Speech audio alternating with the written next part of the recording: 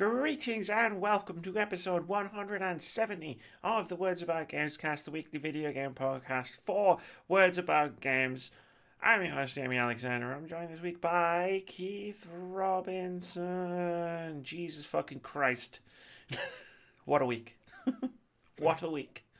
Yeah. But, that was the week that was. You know what I'm going to ask you? The first thing I always ask you on every podcast. How are you, Keith? Still here. Still here. That's as good as you could possibly be. No. Halfway through that sentence, I was like, no, that's not right. That ain't true. I don't know where to go from there. No, let's move forward. I've got a problem, right? Here's my problem. So it's summer. I mean, you won't be able to tell looking out the window, but it's summer. Yeah. What do you mean? It's raining? British summertime? And we're about to hit that period of time. You know the one I'm talking about. Where everybody's like, it's not summer anymore. Release all the games. You know, like Mr. Burns releases that. Unleash the games. So soon, I do 2 review impressions videos a week. And soon, that schedule is dictated to me by the releases of the games, right? Yeah. At the moment, I'm at the tail end of what I've been at for the last few weeks, where it's like, apart from a few releases like Fire Emblem, Super Mario Maker, I generally been able to sort of go, okay, I'm doing a video on Friday, let's say, like the Friday video, and I can kind of just look around and go, okay, what do I feel like? And that's worked quite well for me throughout the summer. Like, I've looked at like a list of games and I've gone, oh, you know what, I really feel like doing this. Or today I feel like playing this game about being an archaeologist and translating an ancient language rather than shooting people in the face. Oh, not Lara Croft then. No. Here's the problem. I need to get you to play Heaven's Vault. I think you would love it. Here's the problem. For the last 2 weeks or so, all I've wanted to play is Fire Emblem. So I'm like, I have an open video slot. What do I feel like playing? And my friend just goes, you feel like playing more Fire Emblem. I'm like, but I've already done the Fire Emblem video. And it doesn't help that the last game I sat down with where I was like, oh, that looks interesting. Wasn't great, unfortunately.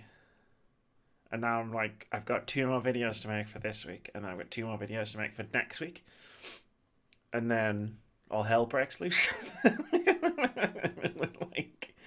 Control comes out, and Ancestors comes out, and Man of the Dead comes out, and Blair Witch comes out, and it's like, it's fine. I don't need to think about what I'm playing. I just need to play it. And I'll probably finish Fire Emblem by then too. But it's like, oh fuck. I'm struggling to motivate myself to play a game that isn't Fire Emblem at the moment. Slowly regretting the path that I've chosen to make videos about video games, because it's just getting in the way of my Fire Emblem time and board gaming time, because that was fun. Yeah. For anyone who doesn't know, like Keith, the Words About Gamescast is a podcast where we discuss 5 stories centered around what's been going on in gaming, the games industry, and gaming culture over the past 7 days before we leave you with a list of games coming out this week. This week, we are going to talk about the Gamescom live show announcement, the horrific reaction to Ooblets becoming an Epic Games Store exclusive, some of the results of the FTC's loot box workshop, United States Republicans blaming video games for mass shootings, and 2K Games sending private investigators to a YouTuber's house. You might be looking at that and you might be thinking, Amy, why are you starting with the Gamescom thing? And I'll tell you what I told Keith when I decided not to do that last, but to do it first. Because if we do it last, by the time we get there, we will have lost the will to live. We will have lost the will to talk about video games, so we're going to do it first. If you want to hear about all the other stuff first, there are going to be timestamps in the description below this video on YouTube. You can watch the whole podcast in whatever fucking order you want, not the order. You can watch it the way it was intended to be made. Yeah, which is basically 2, 3, 4, 5, 2, 3, 1, 2, 3, 4, 5, 1. 5, 1. I got confused by numbers. not for the first time. Let's begin. Number 1. Gamescom livestream to premiere new content and announcements from more than 15 publishers. This is from a tweet by Jeff Keighley, the man behind the Game Awards, who tweeted, more than 15 game publishers will premiere new content and make announcements during Gamescom opening night live. An exciting show is coming together for Monday, August 19th. Hope you get to tune in and watch the stream. There was an attached image which listed some of the publishers, and I will list them for you now. We have 2K, Activision, Bandai Namco Entertainment, Bungie, Capcom, Electronic Arts, Epic Games, Google Stadia, Koch Media / Deep Silver, Private Division, Sega, Square Enix, Sony Interactive Entertainment, THQ Nordic GmbH, Ubisoft, Xbox Game Studios, and more with an exclamation mark. And as I found out as I was sitting down to start setting up for this podcast, Blizzard will also be doing a reveal presentation on Wednesday the 23rd, where they've already confirmed there'll be a new Overwatch animated short.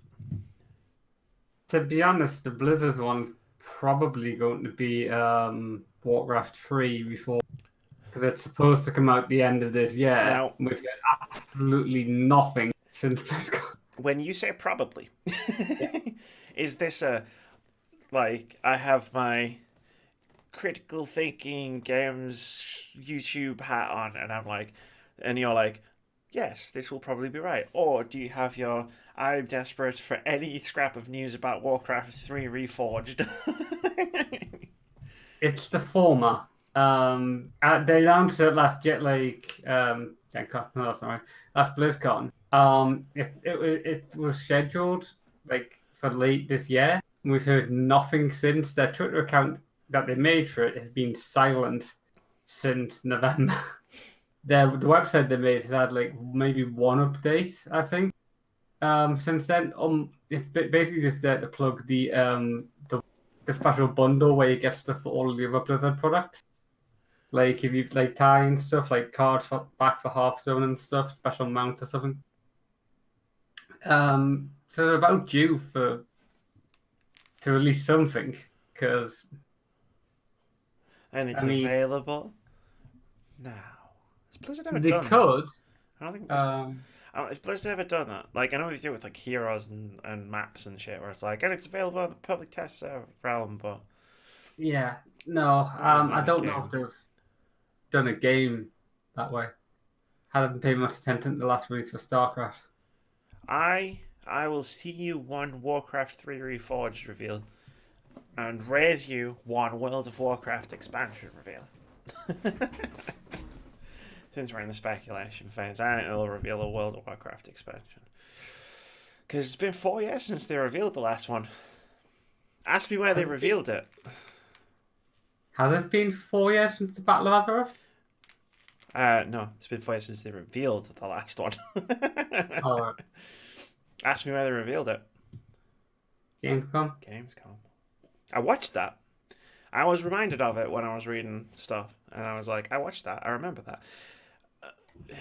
Yeah, because they do these weird things where it's like, we're Blizzard. We don't go to E3. E3 is too common for us. And then they're like, but Gamescom, no, that's our shit.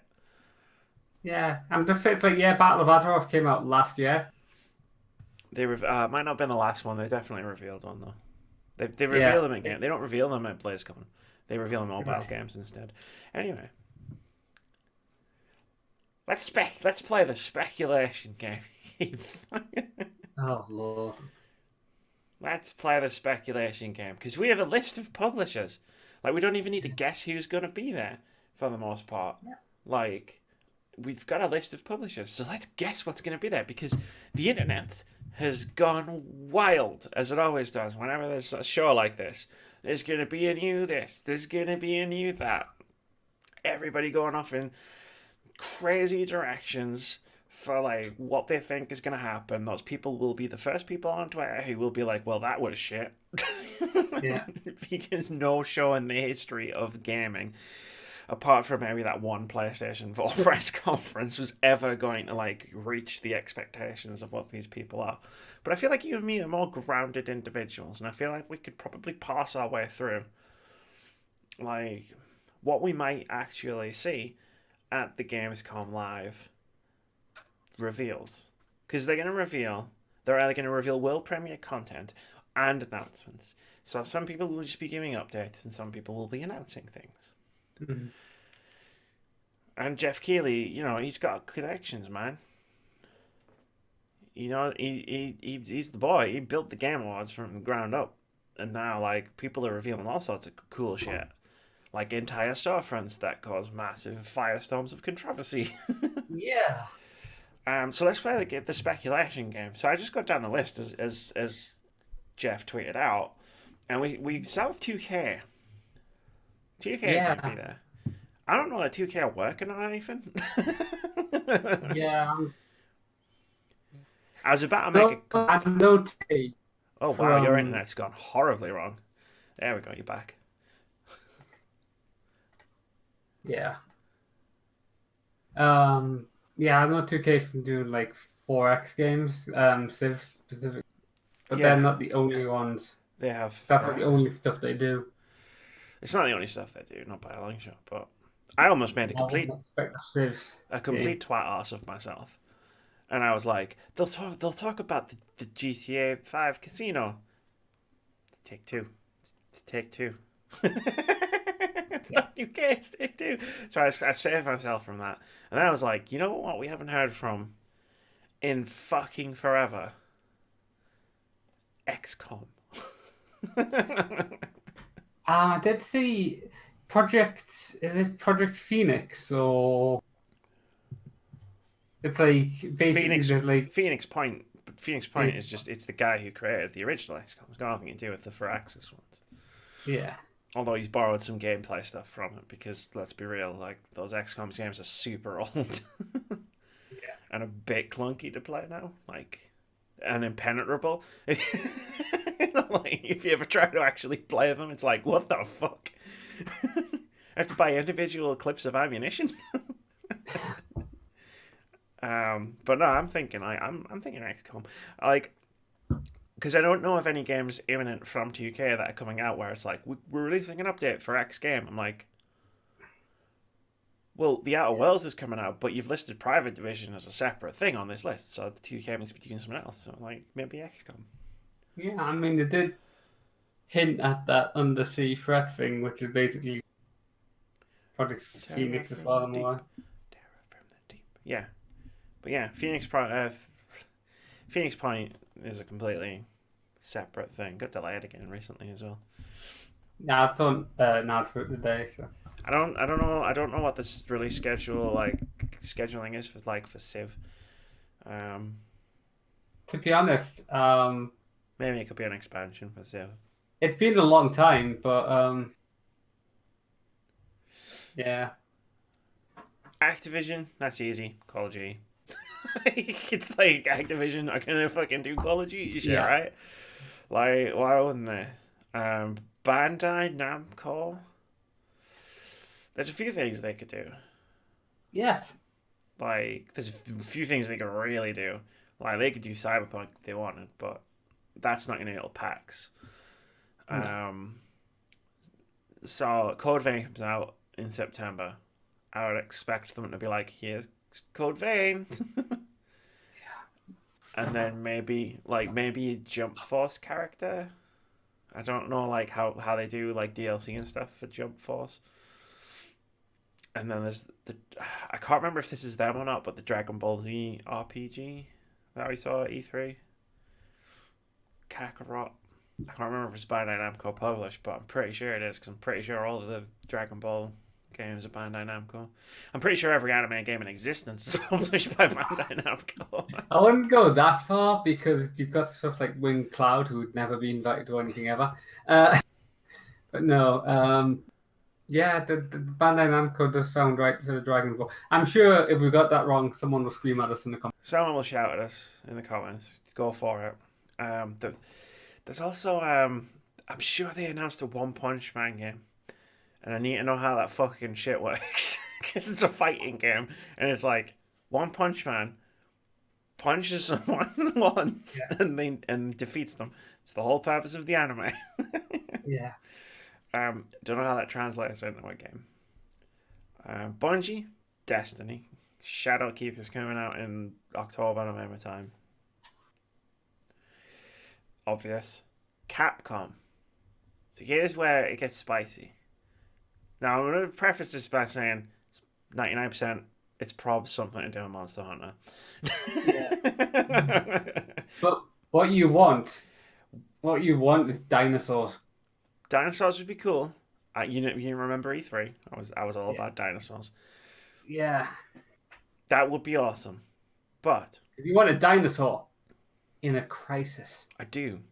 But how would you phrase that specifically? Well, our abandoned grammar, Dino Crisis. I'd love a Dino Crisis remake, and I feel like it's coming. I don't know if they're going to announce it at Gamescom, because I feel like they would announce something like that at TGS. Because, E3 was a long shot for something like that. Like, Dino Crisis ain't as big as Resident Evil. Speaking of Resident Evil, very recently, they've had... There's this program, apparently, called Resident Evil Ambassadors that I've never heard of before. And they've had some Resident Evil ambassadors in Japan testing the new Resident Evil game. Or any Resident Evil game, since they're obviously making more than one at once. And they're doing it in North America as well. Mm-hmm. So, like, Capcom probably aren't doing this, but maybe they're going to reveal the Resident Evil game.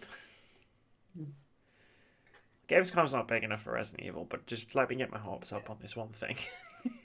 Resident Evil 8. They've done weird shit before, though. Remember Kitchen? Yeah. That turned out to be... Yeah. That's not how blood pools. I mean, yes, I remember Kitchen. Yes. Like, that turned out to be for Resident Evil 7. Resident Evil 8's been in development for a while.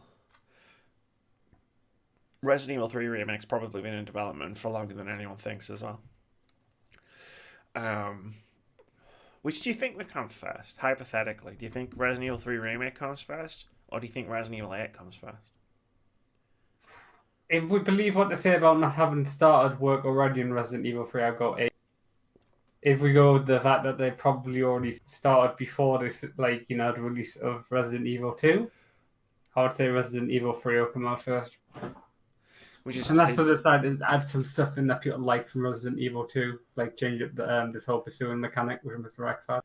I mean, that's Resident Evil 2 Remake on its own right is a fucking phenomenal game, but it does feel like that portion of the game was just them being like, excuse me, let's test out the Nemesis mechanic that we're going to use in Remake 3. And it was the most popular feature of the game. I don't know how I'm going to cope. But, yeah, I mean, it's probably Iceborne. I don't know if that's out yet or not. Something completely not Resident Evil related, but you never know. And that's to say they're not just making Umbrella Corps too. Sorry, I went somewhere there for a moment. We all went somewhere. I played that game. I need to run around killing these shifting zombies to collect these samples. Collect samples. And then what do you do in the next level? You collect the samples. And what do you do in the next level? You collect the samples. And then what do you do in the next level? You collect the samples. EA will also be there.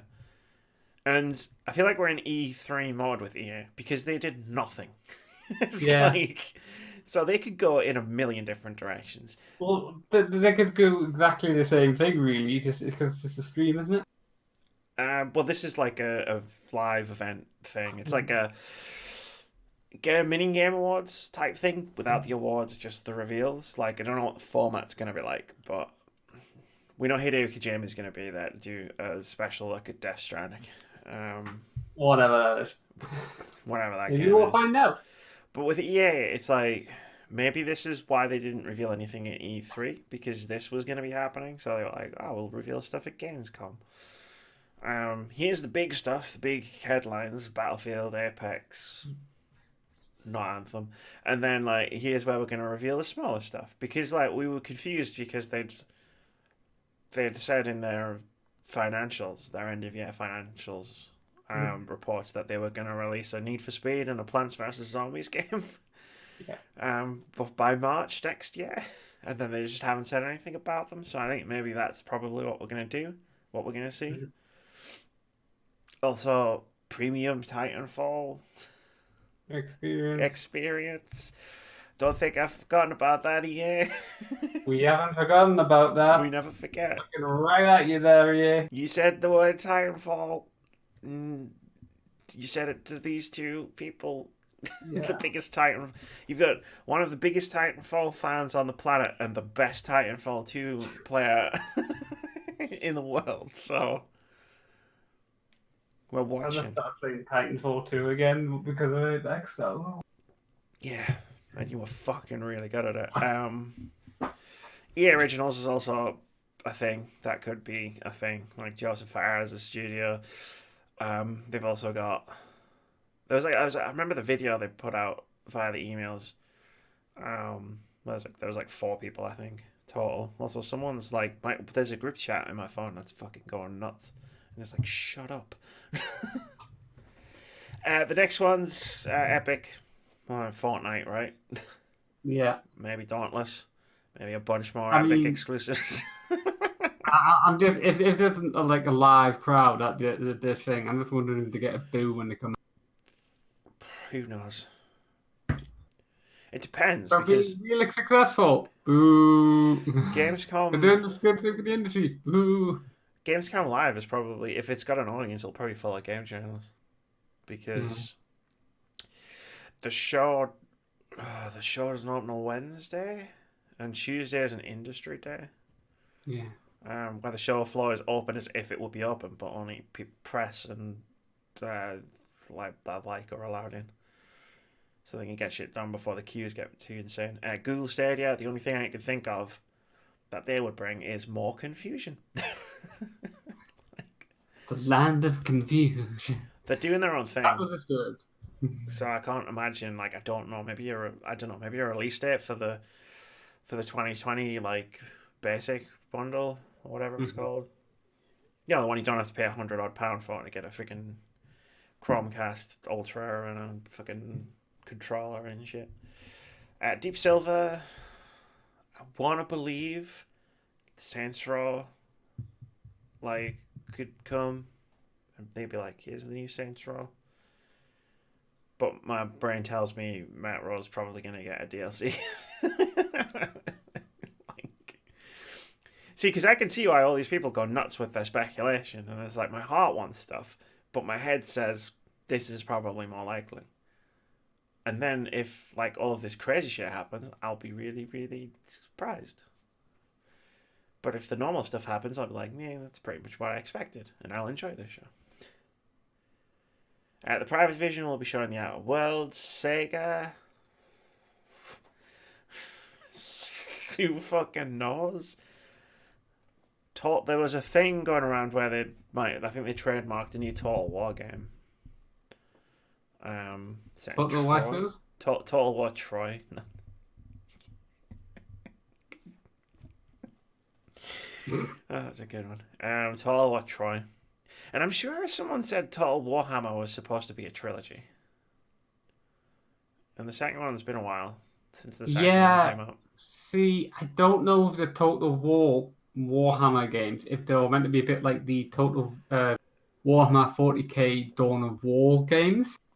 The original ones, which are a bit more like Command and Conquer, where it's like every there was like a game, but with more of an expansion, which was basically add 2 more races in. And I don't know if that was meant to be a bit like that with Total War Warhammer. It might have been, because Total Warhammer came out, and then the second one came out quite quickly. Yeah. And it was like a new game, but you could also you also had everything from the first game in the second game, and it just like grew the whole map, and it was kind of cool. Yeah. But then we haven't heard anything about the third one. We haven't heard anything about the third one for a while. I know this because we always take the piss out of how they named the game whenever it comes up, and we haven't done that for ages. So yeah, I don't know. I'm thinking Total War. Even if there's a new Yakuza game or like Judgment's getting a sequel, they won't announce that anywhere except a Japanese trade show. Square Enix. Do you think we're going to get to see the Avengers gameplay that's been behind closed doors and has been leaked in camera footage on the internet? I mean, it would make sense. Just now it's been leaked. Yeah.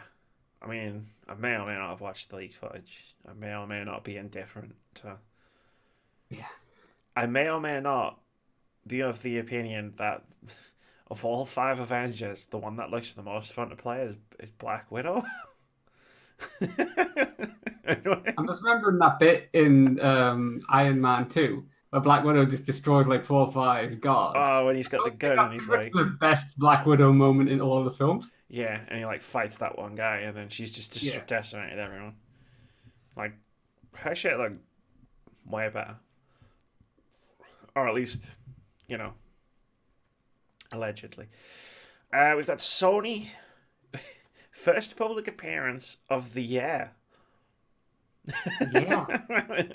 At Gamescom. So Kojima's already been confirmed to be there. Him and Jeff are BFFs. I'd be surprised if he wasn't. So Death Stranding. Do you think that's all that they're gonna have at this thing though? Because we had the rumors persisted for like a month, like with the Death Stranding state of play, and then like three that they were gonna reveal The Last of Us 2 is coming out in like March or something.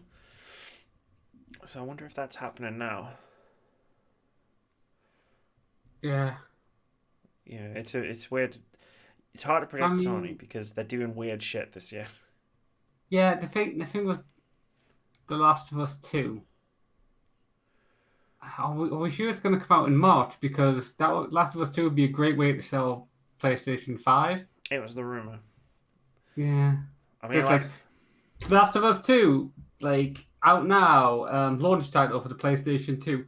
What else are they going to bring out? PlayStation 2, PlayStation 5, sorry. What else are they going to really, what year is it? I mean, what other game's going to get people really, really hyped to buy the PlayStation 5 to have the Ghost best of Tsushima? Bloodborne 2?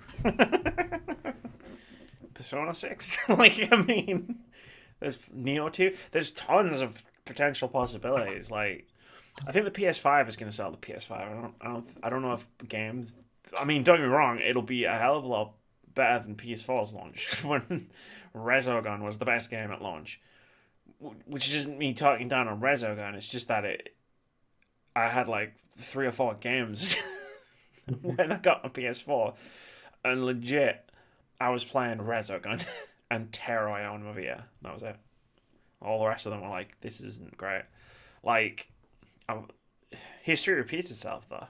Maybe Last of Us, the first one was like right before the PS4 came out on PS3, and then it came over like a year later. So maybe. I mean, it was the rumor. It's not saying it's nailed on that it's coming out early 2020. Everything else is though. So literally. The last 3 we got THQ Nordic. Probably gonna do another 8chan anime. I don't know. I haven't really read much about them since Yeah, they appeared on 8chan. Like, I'm really giving a shit. I did think you said that we were going to cover them again back then. Well, yeah. I'm not sure what a threat or a promise.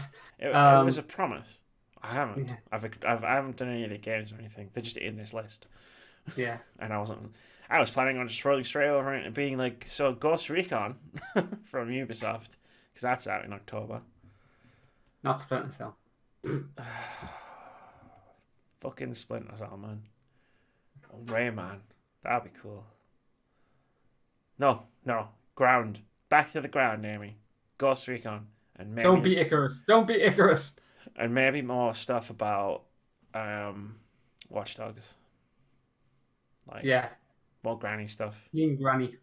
Yeah. I think they'll have seen how viral that bit went and been like, I'm sure they knew that was going to go viral. Yeah. I mean, the music alone. And then the problem is, outside of Watch Dogs, everything Ubisoft showed at E3 was kind of generic, and I've forgotten most of it. Wasn't there a Rainbow Six space thing that was revealed?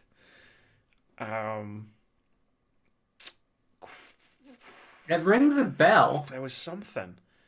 Yeah. It was super quick, and it was super impactful. I'm sure you'll agree. Every other fucking thing that came out on the Ubisoft stage was fucking Tom Clancy. Yeah. So whatever that was, maybe we'll see more of it at Gamescom, and maybe it will have more of an impact on us. Lastly, we've got Xbox Game Studios. Gears 5 comes out like 2 weeks after Gamescom. And maybe they'll actually show some of it this time. Yeah. Because they seemed really skittish to show Gears 5 at E3. The only other thing I think that they would show might be some Bleeding Edge stuff. Because there was a beta or something after E3, if I remember rightly.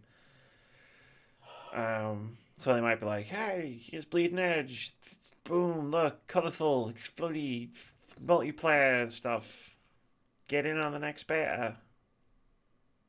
Come to Inside Xbox at Gamescom for more information. I don't really see them being a surprise. Like, if they just dropped Halo Infinite gameplay, though, that would be like...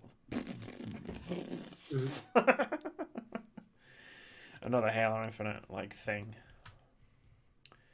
Because they don't, they usually reveal the multiplayer, then the single player, but they revealed the single player this time first, which... When I say usually, I mean last time. They had a teaser, and then they had the multiplayer, and then they were like, here's the single player. And this time they went, whoop. Teaser, single player. I'm quite hyped for Gamescom. But then, like I said, I try to keep my expectations in check. So I generally tend to I generally tend to enjoy most of these shows, like where other people like generally don't, because like 2K, like as soon as 2K's name came up on there, literally I saw BioShock like everywhere. It's like probably not. No, they ain't gonna reveal BioShock at Gamescom. They ain't happening. Bethesda surprisingly absent. Don't know why that might be. Probably they can't get that dude into the front row of Gamescom Live to just be like, wah! Yeah, he's trained his uvula. Yeah, he's done. He still can't speak. Alright, Kate, we're moving to the meat of the podcast. Okay. Oh, okay. Number two. This is where things get shitty. Ooblets devs reveal threats of violence and racist abuse following Epic Store announcement. This is from Andy Chalk over at PC Gamer, who writes, Epic Game Store exclusivity deals have typically been met with unhappiness from a vocal contingent of the gaming community, but last week's Ooblets announcement has been particularly ugly. In a new statement, developers Ben Wasser and Rebecca Cordingley, collectively known as indie dev Glumberland, offered a look at just how ugly it's gotten, but said that they have no regrets about opting to go with Epic. Much of the outrage was sparked by the tone of the exclusivity announcement, which some readers labelled as condescending or outright insulting. Wasser said that tone arose from years spent with the Ooblets audience, which quote, has always been understanding, friendly, and appreciative of our very open and transparent style, end quote, and is also familiar with how the duo operates. I'm doing a bunch of quotes here from a thing that Ben Wasser wrote on Medium. Just so I'm not saying quote unquote like fucking every 2 seconds. We don't take ourselves too seriously and maintain that throughout our multiple communication channels. It's been that way for as long as we've been around, Wasser wrote in a lengthy message on Medium. That's why we were totally unprepared for the attention we got from the broader gaming/internet community, which was fueled by a deep misunderstanding of the tongue-in-cheek tone as condescending and patronising. I did expect a small percentage of that outside group to read our announcement, and I very naively thought what we were saying might get them to see the whole EGS debate as lightheartedly as we did. By engaging directly with that crowd, I mistakenly thought I could have some impact on their opinions and emotions and diffuse the situation with some lighthearted criticism of the main things that drove them to attack people. You can see how well that went. It was a stupid miscalculation on my part. End quote. After the announcement went live, Wasser says that the Ooblets Discord was quickly flooded by extremely polarised people from certain subreddits. Wasser acknowledged that attempting to engage with the newcomers was a mistake, as his responses were captured and shared in out-of-context portions, or sometimes completely fabricated, such as one claiming that he'd said gamers would be better off in gas chambers. Wasser also shared a small but harrowing sample of some of the messages he accordingly received following the EGS announcement, which include horrific racism and threats of violence. In other words, precisely the sort of toxicity that Wasser referenced in his initial announcement. Quote, There's a strange relationship a segment of the gaming community has with game developers. I think their extreme passion for games has made them perceive the people who provide these games as some sort of mystical other, an outgroup that's held to a whole set of weird expectations. These folks believe they hold the magic power of the wallet over developers who should cower before them and capitulate to any of their demands. You can see this evidenced by the massive number of angry people threatening to pirate our game in relation to any perceived slight. We've been told non-stop throughout this about how we treat customers or potential customers a certain way.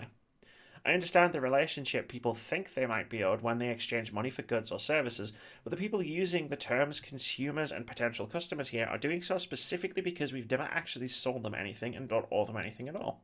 And if they choose to not buy the game when it's released, that's totally fine with us. End quote.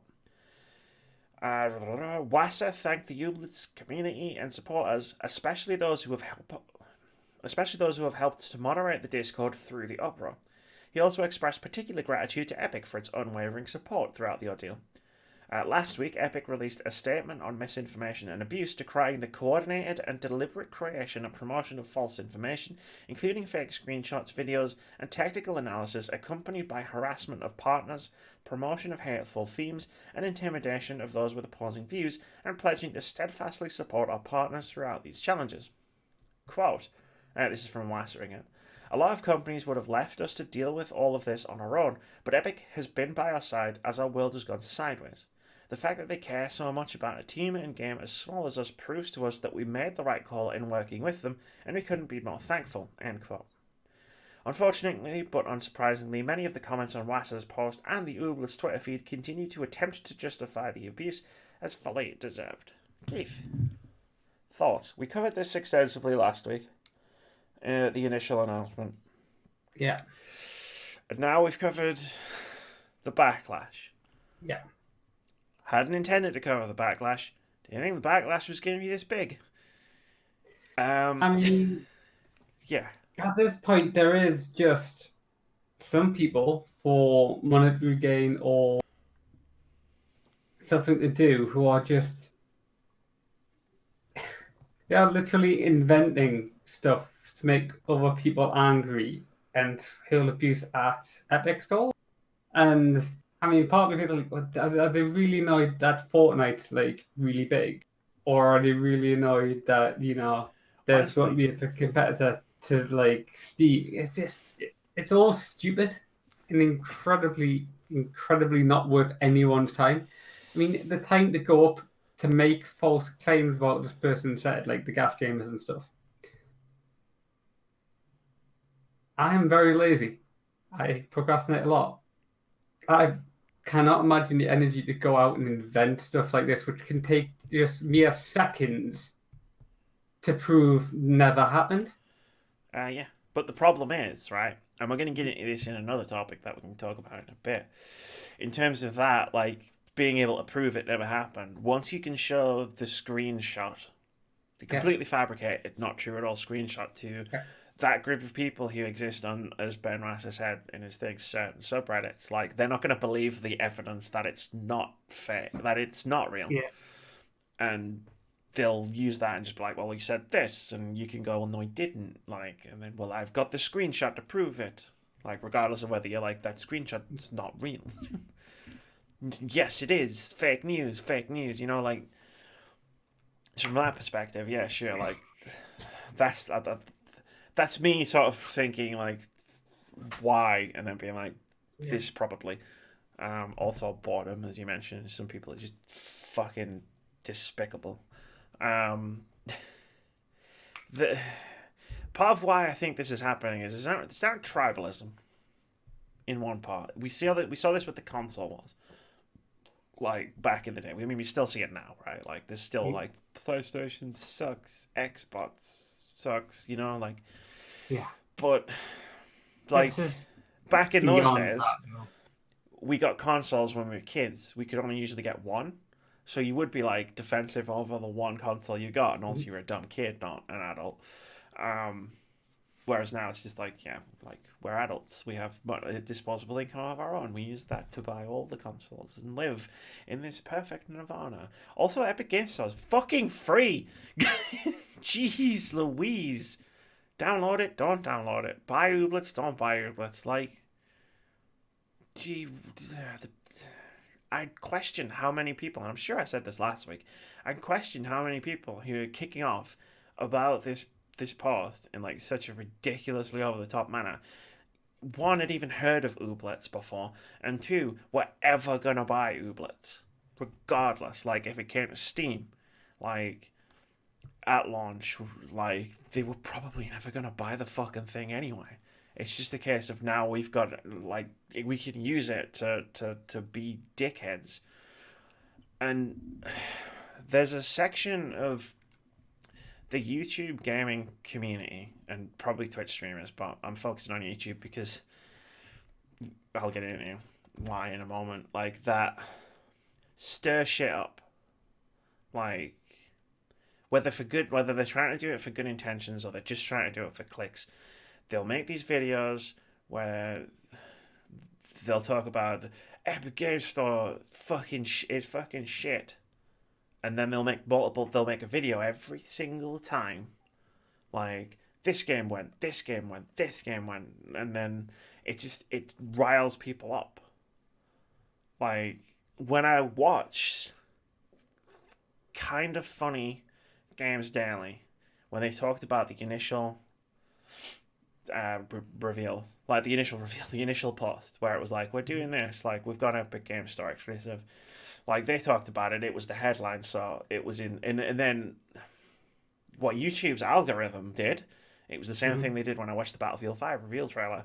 They were like, you watched this video, do you want to watch these 10 videos about people bitching and whining about Ooblets being an Epic Games Store exclusive? No, I don't.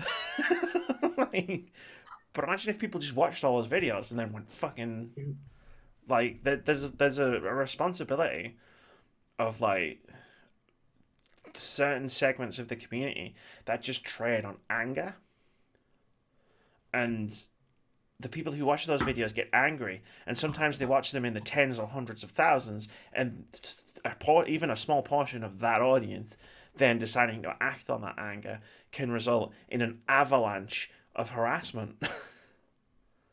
And even if people in those videos who are making those videos say, no, don't harass people, it's not cool, like, you still did this.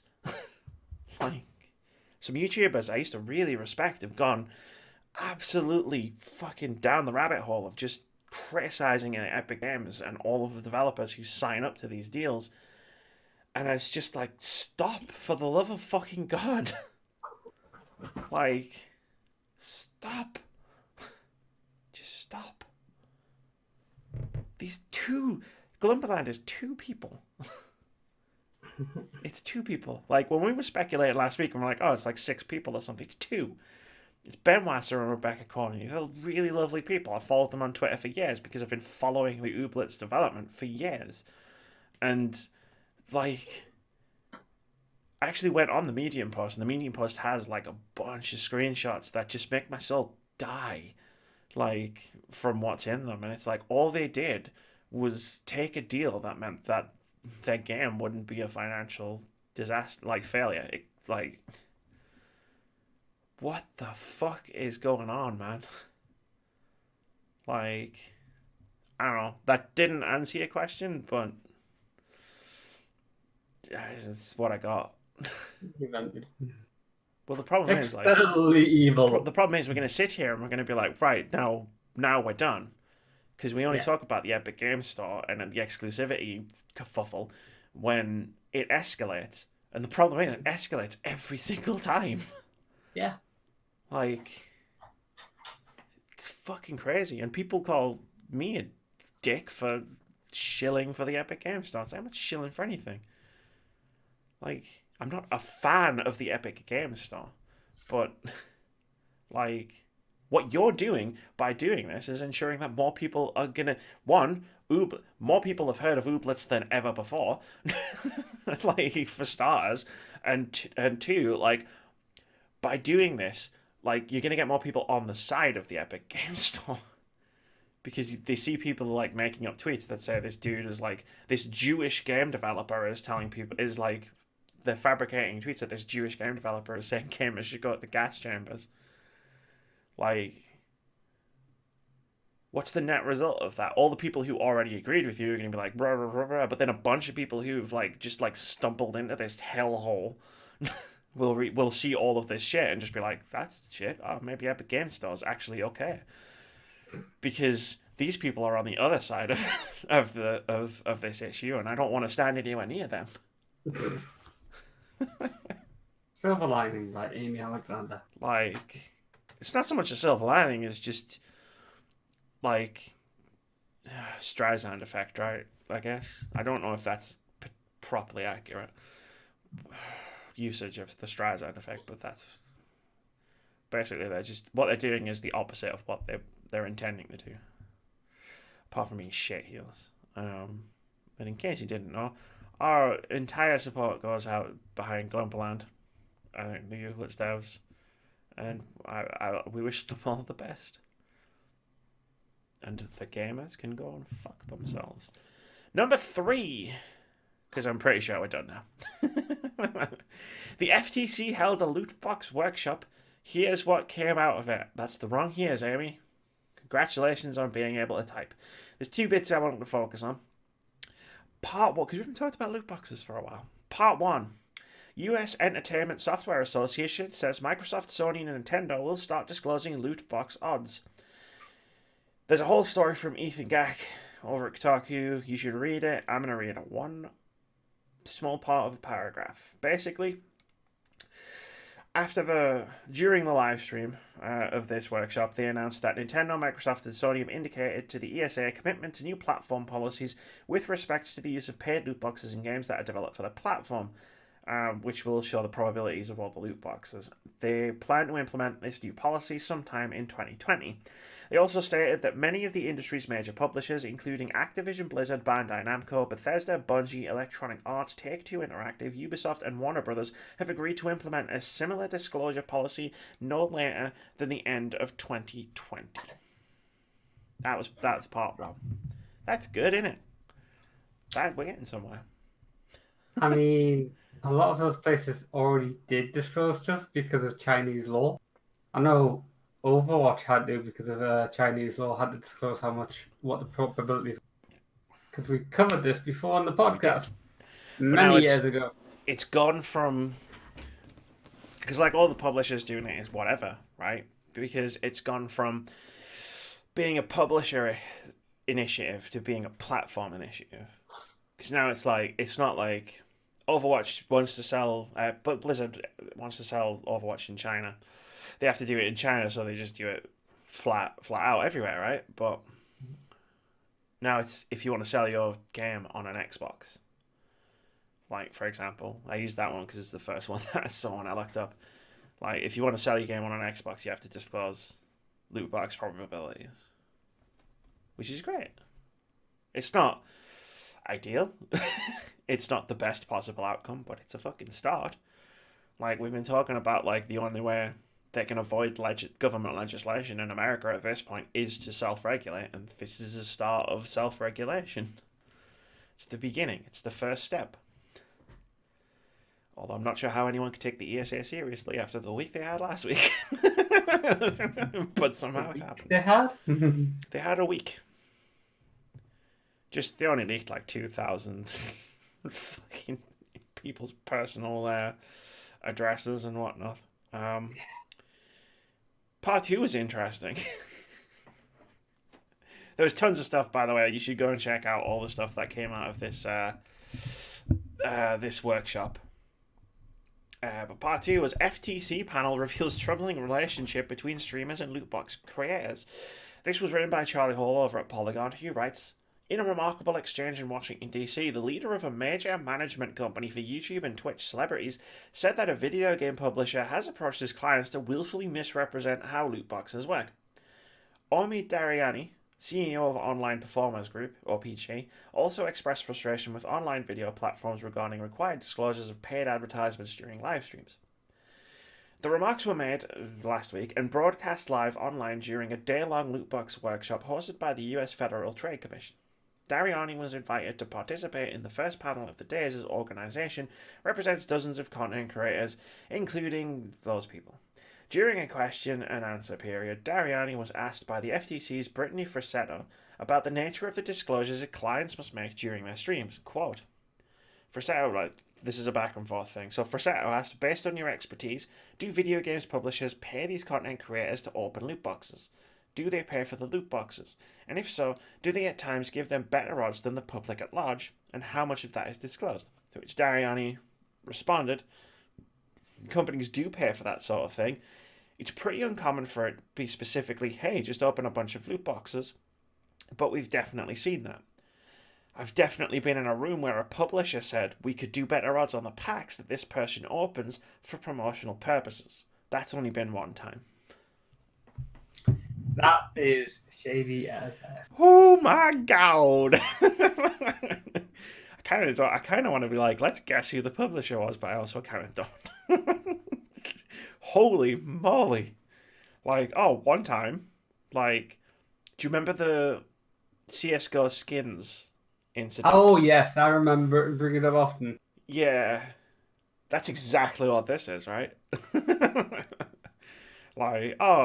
I think I'm opening these loot boxes. Wow, I just got a legendary. Wow, I just got another legendary. And then you total off and you buy your loot boxes, and it's like, well, I didn't get fucking shit. Random chance. OMG. Yeah, I mean, there's a whole thing in this news story about paid promotional content and stuff. Generally speaking, especially nowadays, since a few years ago when people started getting caught, when there was a couple of places that got caught out not disclosing, people are generally pretty good at disclosing paid promotional content, and I'm pretty sure I remember us reporting on instances where publishers stepped in and were actually dropping people for not disclosing paid promotional content because it looks bad. It looks worse on them than it does on the fucking streamer. Mm-hmm. But paying someone to open loot boxes, it's all right, cool, I suppose. It's an activity in the game. Mm-hmm. But then I suppose you can just tilt the odds however you want, right? In the packs that you give people. So it is a potential thing that could happen. And if Dariani's saying he's been in a room where that conversation has happened, just let's say he didn't take the deal and no one he represented took the deal, but that's not to say that nobody took the deal. Yeah. It also didn't say that his client did not take the deal. That's not to say that that's the only room that conversations happened in. Indeed. And yeah, it makes you wonder, doesn't it? It just makes me fascinated to be who would have done that? And then I think of all the possibilities, and it's a depressingly long list. And I'm like, oh, right. Yeah. Oh, dear. Loot boxes still suck, though. Shall we move on to the one we don't want to do? Number 4. US politicians once again blame video games for mass shootings. There's a two-part story. Settling. We've got the two parts. This is gonna be. We're gonna probably take on a bit of a different tone here. Part 1. Trump and Republicans once again link video games with gun violence. This is from Matt Wells over at Eurogamer. He writes, Donald Trump and members of the Republican Party have once again linked video games with gun violence following 2 more mass shootings in the United States last weekend. 22 people were killed and 24 injured when a lone gunman opened fire in a shopping mall in El Paso, Texas on Saturday. A separate mass shooting incident occurred hours later on Sunday morning, this time in Dayton, Ohio, resulting in the deaths of 9 people with 27 more injured. Following the attacks, members of the Republican Party and President Trump himself came forward to single out video games as an influencing factor in the shootings. Quote, We must stop the glorification of violence in our society, said Trump in a broadcast on Monday. This includes the gruesome and grisly video games that are now commonplace. It is too easy today for troubled youth to surround themselves with a culture that celebrates violence. We must stop or substantially reduce this, and it has to begin immediately, end quote. Following the weekend's attacks, Republican Party House Minority Leader Kevin McCarthy told Fox News that when you look at these photos of how the shootings took place, you can see the actions within video games. He suggested games dehumanize individuals before claiming, we've watched from studies shown before what they do to individuals. Earlier in the day, Republican Texas Lieutenant Governor Dan Patrick also explicitly called out the video game industry. He too made references to studies that say gaming impacts people. And while Patrick also acknowledged the existence of studies that demonstrated no correlation between video games and violence, he continued, quote, I look at the common denominators as a 60-something father and grandfather myself. What's changed in this country? We've always had guns, we've always had evil, but what's changed when we see this rash of shooting? And I see a video game industry that teaches young people to kill, end quote. In response, the International Game Developers Association and the IGDF have issued a joint statement reiterating the lack of evidence linking gaming and violence. Quote, our deepest condolences and hearts go out to the victims and families affected by the tragic events in Dayton, Ohio and El Paso, Texas. Society has endured too many senseless acts of violence and horrific mass shootings. Blaming video games distracts from the broader issues at hand. There is an overwhelming amount of research that finds there is no evidence linking video games to violence. Video games do not cause violence, and we support efforts to discontinue this misguided information, end quote. Thoughts? It is these shootings at the time that they happened. I don't know what stands out at the moment, but America has had more mass shooting incidents this year than it has had days. Well, I had to very quickly change the story because obviously it was written last week, quite early last week, and it was like this weekend, like just gone. Yeah. I had to very quickly change it because if I'd have said that today in a podcast that's coming out on Monday, it would have been incredibly inaccurate because there's been stuff going on this weekend too. Yeah. So yeah, like just that. It's just Is it possible that like people who go on to commit these acts play violent video games? Of course it is. It does, however, kind of act as a scapegoat to all of those who don't want to see the actual causes of this sort of thing actually affected. Yeah. There are studies and there are documented facts in America that when they had bills, I'm trying to remember which president brought them in, that restricted the sale of assault rifles and assault weaponry, the number of these mass shooting events actually declined. And I believe it was George W. Bush Jr. who just let the bill fade away so that these weapons could be sold again in Walmart, of all places. We'll get it all. Yeah. And it's just, they say something like, oh, like, we point out all the time when these things happen, like, not just us, I mean, other countries, that places like Canada or like all of Europe or Russia or Australia or these places don't have the same levels of like killings. You can look at this on like the figures of how many happen and what the percentages are for the population and stuff. The violence is nowhere near what you get in America.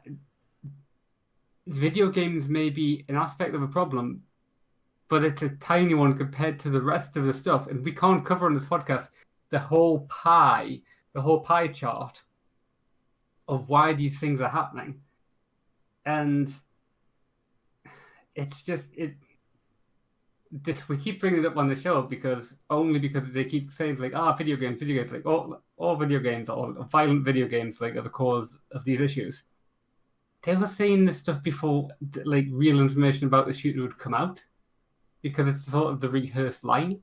And I'm not going to defend like games like Call of Duty and stuff when they do like the Russian airport level and stuff.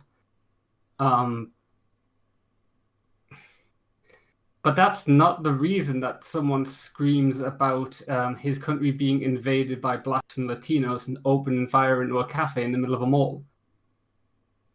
The reason he opened fire is the same one that he listed in his manifesto that that is left behind, and it's got nothing to do with video games. And it's just a distraction as the person in charge of that country is screaming like about invasions of ethnic minorities coming into his country and destroying everything and just shouting it.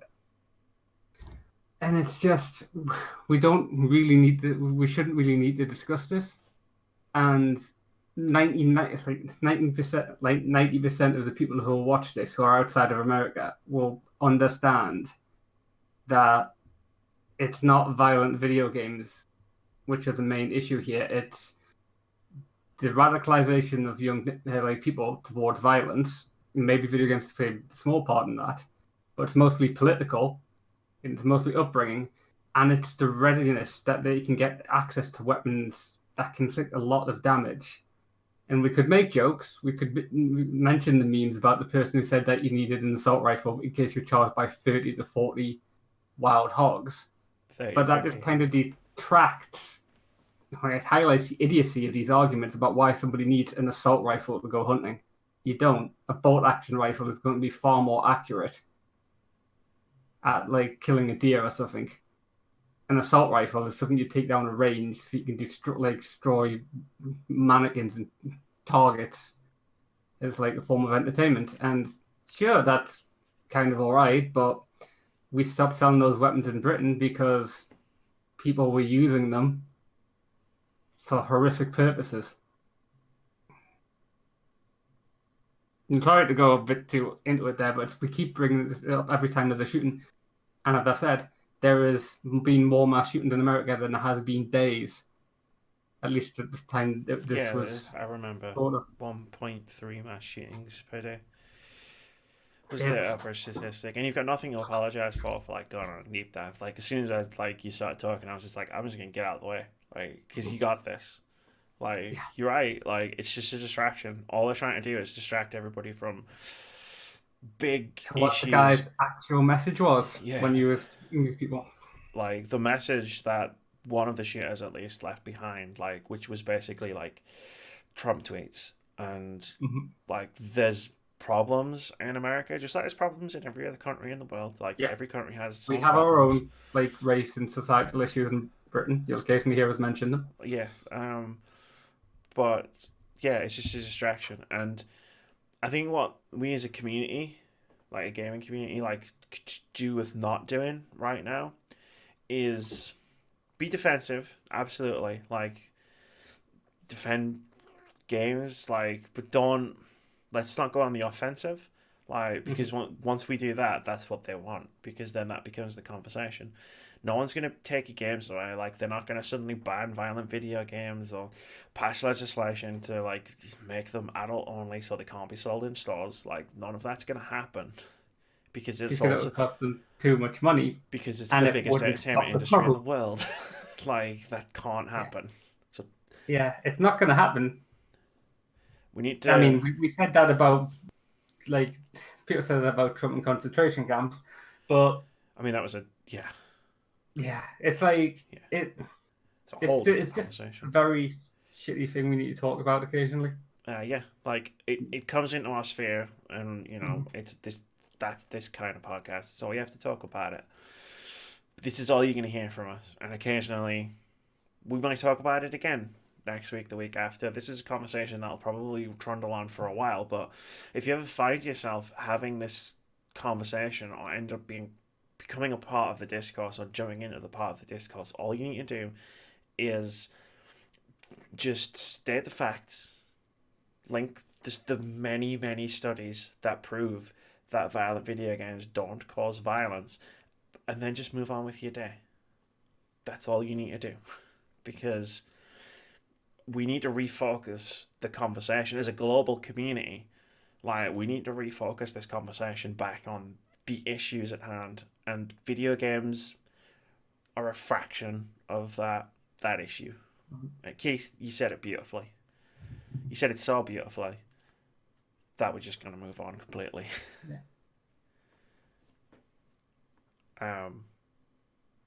Yeah. Number 5, that was fantastic. Number 5, Borderlands 3, Take-Two addresses investigation into streamer leaks.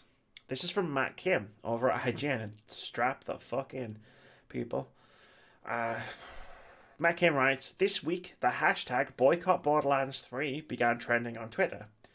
The hashtag was created in response to a video published by Borderlands YouTuber Submano, who claimed he was the target of an investigation by Take-Two Interactive over Borderlands 3 leaks. IGN has learned that 2K Games and Take-Two, the parent company of 2K, as well as Rockstar and Private Division, have indeed been investigating Submato's Borderlands 3 videos as part of a wider investigation into ongoing Borderlands 3 leaks. 2K serves as publisher on Borderlands 3, which is being developed by Texas-based video game studio Gearbox Software.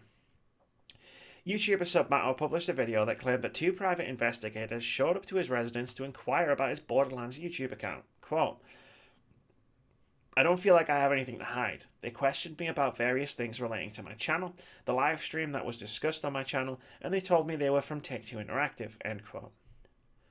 However, our investigation revealed a complicated 10-month investigation initiated by 2K and Take-Two into prominent Borderlands 3 leaks. In a statement to IGN, 2K confirmed the investigation into Submano. Quote, Take-Two and 2K take the security and confidentiality of trade secrets very seriously. The action we've taken is the result of a 10-month investigation and a history of this creator profiting from breaking our policies, leaking confidential information about our product, and infringing our copyright. End quote. Submato's video focused on an incident related to the official Borderlands 3 Twitch extension, which Submato reported on based on a Twitch exploit. Quote, it's not some crafty workaround. On April 29th, the official Borderlands YouTube channel posted the reveal of the Twitch extension leading into the gameplay reveal, and the name of the testing accounts were exposed in that video. This wasn't found by me. End quote. However, 2K alleges Submato's leaks into Borderlands 3 goes far beyond just the Twitch extension. Submato's YouTube channel has published videos dating back to 2018 with information on Borderlands 3, including accurate details on characters and mechanics months ahead of Borderlands 3's official reveal. There's also a question of where Submato got his links. If they were from third-party vendors or internal parties connected to Borderlands 3, then there's a matter of breach NDAs to consider. In our discussions with 2K, we've learned that the Twitch streams Submato used as sources were set to private, not public, as Submato claims. We were told that it was an exploit in Twitch's security that allowed Submato's community to data mine their way into getting access to thumbnail previews on what were private test streams. This puts Submato's claims in his Borderlands 3 videos into question. Since Submato's encounter with 2K's private investigators, we've learned that he's deleted several of the Borderlands 3 videos containing leaked information from his YouTube channel, seemingly without rhyme or reason. These include several leaked reports published months before Borderlands 3's PAX East reveal. According to sources familiar with the matter, previously listed perks on Submato's YouTube channel allegedly offered access to a private Discord channel that included further Borderlands 3 leaked information in exchange for a $5 membership to his YouTube channel. In Submato's video, he revealed that his Discord channel was shut down and received the following notice from Discord, quote, your account was involved in selling, promoting, or distributing hacks, cheats, hacks, or created accounts, end quote, cracked accounts, end quote. We've learned that both Twitch and Discord were investigating Submato's Twitch channel and Discord server respectively. As we understand it, at this time, 2K and Take-Two are not pursuing legal action against Submato, but the incident is part of a larger and ongoing investigation by 2K and Take-Two over Borderlands 3's trade secrets. Thoughts? I was trying to read along there because your voice kept cutting out on my end. Oh, sorry. Sorry. It never makes it into the video, so it's just my computer somehow. It's just the I mean, I've read this story from a different person, which I can't remember the exact origin of it. Submato? It's possible. It was somewhat defensive of Submato in the fact that I did mention that this wasn't the first streamer to have had Take-Two send investigators to them. I'm just trying to remember where I'd seen it. I feel like I've heard that before as well. I'm very sure I read it off like a link on Twitter. I'm just very bad at remembering things. That's fine. I mean, it trended. I saw it. like on Yeah. a thing, boycott Borderlands 3. I thought, to be fair, as soon as I saw it, I thought, fucking hell, what's Randy done this time? Like, Yeah. that's my first thought, because we have talked more about Borderlands 3 than possibly any single game in the rest, like for the rest of 2019 on this podcast, because of anything but the actual game itself. Like, Mhm. this has been involved in so many different controversies and problems and issues, and this is just the newest one, right? Like, the thing is, I put this in because it was one of the biggest news stories of the week, without a doubt. Mhm. But we're definitely missing some information. Like, Yeah. there's either, and it's an investigation, right? Like, of course we're missing Mhm. some information. We're just the onlooking public, but there's either something Submato's not telling, or there's something 2K and Take Two Mhm. aren't telling. Like, there's a missing piece of the puzzle. Like, I read this news story a few times to try and like grasp it, so that we could actually like do it for the podcast and Yeah. talk about it. And there's definitely like something missing here. Like, the thing about the Discord, because I think a lot of people might jump on the Discord, the private Discord for $5 access, as Yeah. being like quite shady, but that's quite a normal perk for a big YouTuber or like Twitch streamer to have. A Yeah. I private mean, Discord server where you can hang out, and it just so happens that Submato is a Borderlands YouTuber who yeah. has Borderlands information, Mhm. so he's going to share it in the private Discord. The question of where it gets the information seems to be the crux of the problem. Yeah. I mean, I can understand Take Two being annoyed if a load of Borderlands 3 stuff came out. If someone had access to like a load of information which wasn't for public release. Yeah, and released it. Uh, yeah. And they would want to plug that leak. And if they're looking at the leak and they can't figure out where on earth the information came from, it's like, well, he knows all the stuff, which is right, but we don't know Yeah, where it's coming from. They want to like find that plug it. I get press blasts all the time, um, with in big capital letters right there in the subject, not for publication, like Yeah. or words to that effect. And like, if Gearbox or Take Two or 2K or whoever had been sending out like those emails, then it would be like, oh well, it could have come from this. Clearly, it didn't, because clearly they weren't sending those emails out to anybody. Mhm. Um, the It's a bit he said she said, Mhm. because obviously Submatter is saying, "Oh, I got all the information." I don't know why I put on my stupid voice. I apologize. Submatter said he got all the information from the Twitch thing, Mhm. and but it seems like Twitch is investigating his Twitch channel anyway, and it also seems like 2K is like barking up the tree of it was private, so it had to have been like some kind of hack to get at the information. Who's right? I don't know. Like, in that regard, we'll probably find out at some point. It could have just been a technical snafu. Yeah, the thing I would say is, like, if Submatter had no idea that private investigators were coming from Take Two Interactive and had something to hide, he wouldn't have invited them in to talk to them Mhm. and been like, "Oh, like, let's chat." Because you don't have to. Like, the only person you have to let into your residence Mhm. is a police officer with a warrant. Yeah. Like, a private investigator, you don't have to let them in. Like, you don't have to talk to them. That's not always the case. I mean, Case in point, Britain, where we're not some talking about private Britain. security companies are allowed to act on basically as policemen now. Yeah. In trials in London. This is in America. This Yeah. ain't Britain, bro. Like I Well, said, that's what I'm saying. Like state by state law, they may have like the equivalent of a this isn't something I just made warranty. up, but it's something I researched. Like, okay, I get your point, but I didn't just pull that out my ass. I don't know. It's a weird one. Like, I instinctively, like, with everything that's been going on, like with Borderlands and 2K games and Gearbox and Riley Pitchford, my first instinct was to be like, well, they're clearly being assholes. Whether that's the case or not, I don't know. I mean, dude's a YouTuber, like, and if you leaked your stuff, like, about Borderlands 3, bearing in mind this is the fucking video game industry, where, like, nothing is a secret before it happens. Like, I don't know, like, sending private investigators around to his house unannounced just seems like overkill.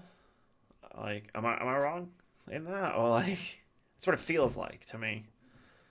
Like they're talking I about mean, trade fucking secrets. It's a video game. you can't exactly go to the police and go like trade secrets Yeah, are being exposed. So, like this copyright infringement thing, mm-hmm. and it's like, but does that even apply to Yeah, someone leaking a video game? if it's private investigators, I've got a feeling it's like, well, it's like, take the lawyers on them. We don't know enough to have like I think to go to court yet. So it's like, how do you get that? Well, you've got to get a private investigator. Yeah, I mean the Discord again. Going back to the Discord, like Discord shutting down his channel seems unrelated Mm-hmm. because where's the quote?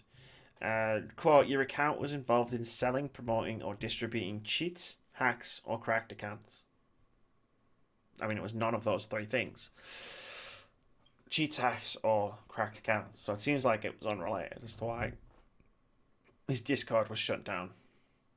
Twitch is probably investigating because 2K have probably gone to them and been like, hey, this stream was set to private, but this guy got access to it. So Twitch are probably looking into it because I imagine Twitch take their security very seriously. Mm. So that explains that. Yeah, I mean, if you look back at the people who were like trying to porn on it and stuff, they were pretty quick to react to stuff. Yeah, they're usually pretty solid at reacting to stuff, and if a fucking major video game publisher comes to them with that kind of information, they will investigate. I don't know. Like, there's more to it. It will probably come out eventually. Eventually. It always does. Submatter is like, I don't think he's on YouTube at the moment. I think he's taking a break, given all that's happened. It's just completely understandable. But we'll see if anything comes of it or not. Skip that because we're already on it. Keith, games out this week. Take it away. Indeed. So we have 4 different games that come out on August the 13th, and all of them come out on PC, but one of them also comes out on Switch. They are Emberlight, Dicey Dungeon, Rebel Galaxy Outlaw, and Never Give Up. Never Give Up is the one that comes out on PC and Switch. On the 15th of August, we have 2 more games coming out, which are Iron Fury on PC and Dark on PC. So it's a PC extravaganza. It's if you've got a PC, you got a lot of new games coming to you. If you've got a Switch, that comes out on Steam. Yeah. Let's not start that again. I'm pretty sure Rebel Galaxy Outlaw is an Epic Games Store exclusive. Something's rattling around in my head that says that. I might be wrong. Tom really liked the original Rebel Galaxy and he kept trying to get me to play it. I never did. Even though I got it as part of PS Plus in the days when I still had PS Plus. So, like, Outlaw interests me, but apparently it's a completely different type of game. And Dark has been made by one person and looks pretty solid. So I might give that a try. I don't know, like Rebel Galaxy Outlaw is a timed exclusive which will release on Steam on August the 13th, 20. Yeah, they're all timed exclusives. Like this is the thing. Another thing about Epic Games Store exclusives, they're all timed. They're not. Everything will come on Steam within like a certain amount of time. But yeah. Again though, it's like I look at the list and I'm like, but Fire Emblem. Just circle the podcast all the way back around the beginning. It's like I just want to play Fire Emblem. Tonight I'm gonna watch a documentary. I really want to play video games tonight. That is going to do it for episode 170 of the Words About Gamescast. Do you have any closing statement? That's a good closing statement. Thank you very much for joining me. It's been a pleasure as always. Your company is always a pleasure anyway. I guess all that's left is to say bye. Bye.